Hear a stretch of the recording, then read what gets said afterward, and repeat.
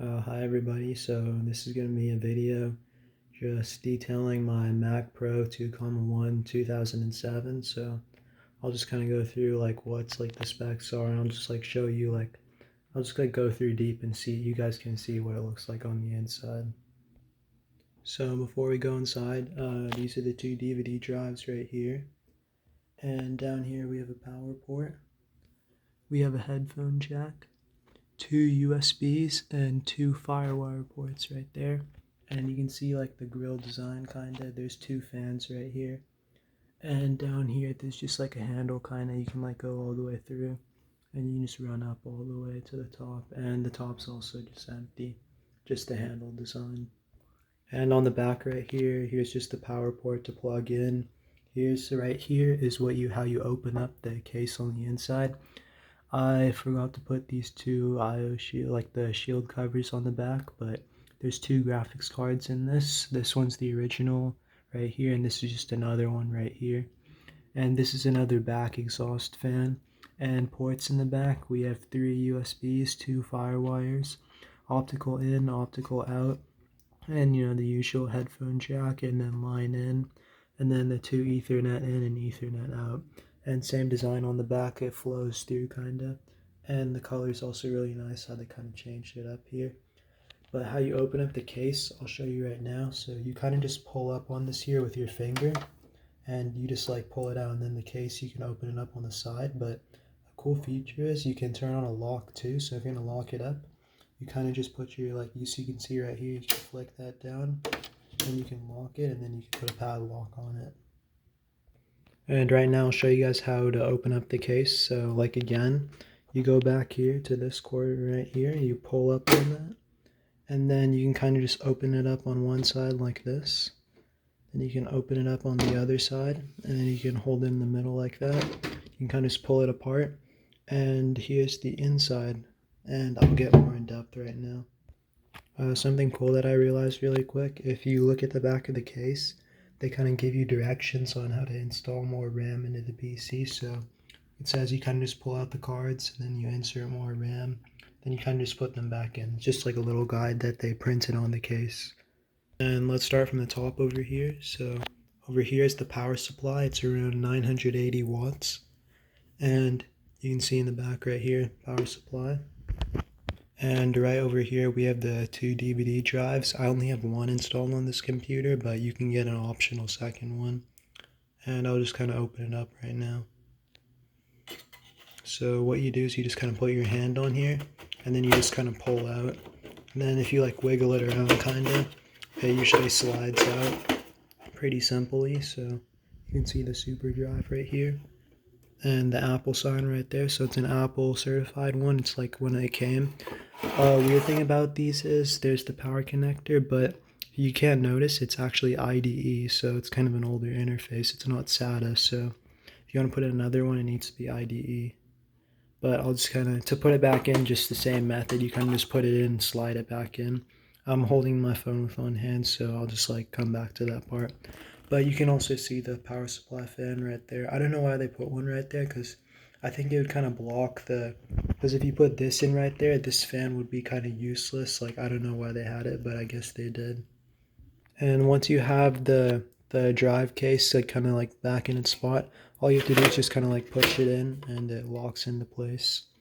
But as we move down, you can see right here how I have a hard drive bay right here. So this computer actually has 4 hard drive slots. You can see one's already filled right now, and there's the drive, but I can't tell if you can see because of the light, but right here is another slot, and there's another slot here, and there's 2 more slots there up here. So you need drive bays for these, but I only have one, so I only use one hard drive.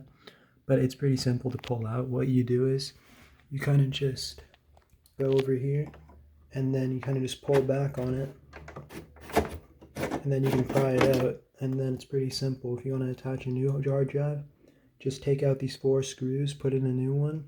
And right now I'm just running a 300 gig hard drive, no SSD. I have one, but I didn't have time to like put it in. But if you want to slide it back in, all you do is just kind of have it right here. Kind of keep it on line, but you kind of just push it in, and then you push it in until it locks in place. And another cool feature is when the case is locked, I'll show you when the case is locked, these actually lock too, so you can't pull them out, so they just stay there. And then the front fans, there's two intake fans on the front, so one of them you can obviously see right here. The other one is down there. You can't really see it because this case is covering it, but there is another one there. And let's move in more in depth. So here's the, the usual, the Wi-Fi and the Bluetooth stuff, the card for that. And then that's the chipset. And over here are my two graphics cards. So here's the aftermarket one on the top.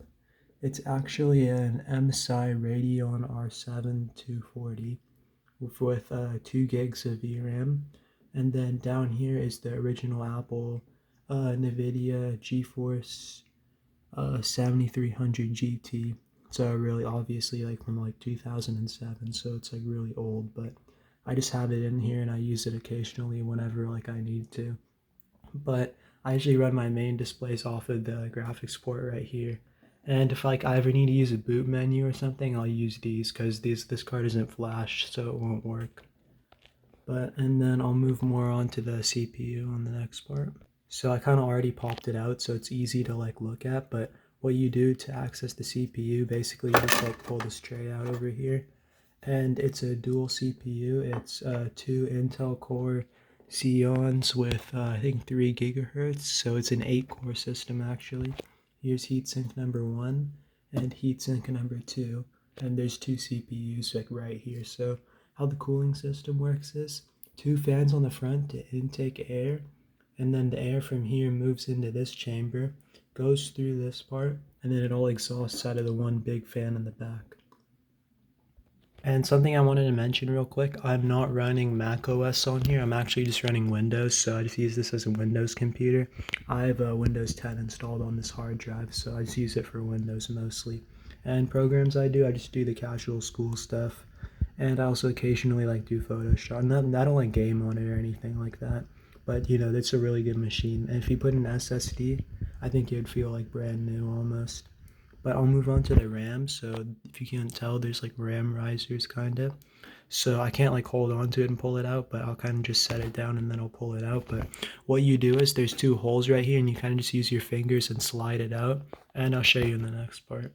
So here's the RAM riser. As you can see, there's 4 like RAM like modules installed. They're all ECC RAM, so it's like server RAM. And as you can tell, they're all 2 gigs, so I have a total of 16 gigs in the system of DDR2 ECC. But something special about these is that they have Apple heat sinks on them. So because heat from the CPU runs through here, they put a heat sink on here, so the heat would like, I don't know, not mess up the RAM, I think, or it'd just cool it down, and it like the heat from the CPU wouldn't like mess up as it travels through here. But there's 2 of them. I only pulled out one.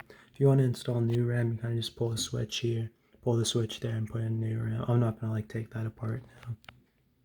And one more thing about the RAM I noticed is you have to push it in really hard in order for it to lock in, or else the computer won't boot up. So just keep that in mind to like push it in really hard.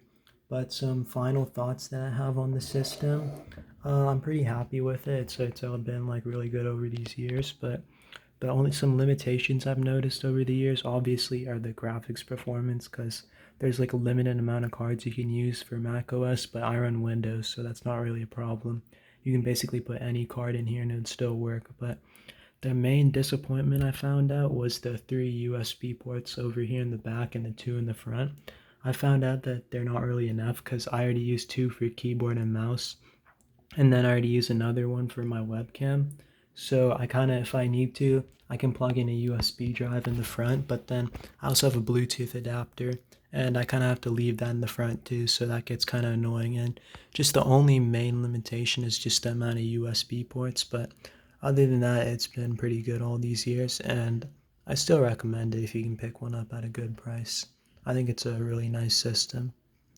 But with that, thank you for watching this video. If you liked it, please thumbs up and comment down any questions and I'll try my best to answer them. Or if you want any future videos or anything like that, just let me know. Alright, thank you.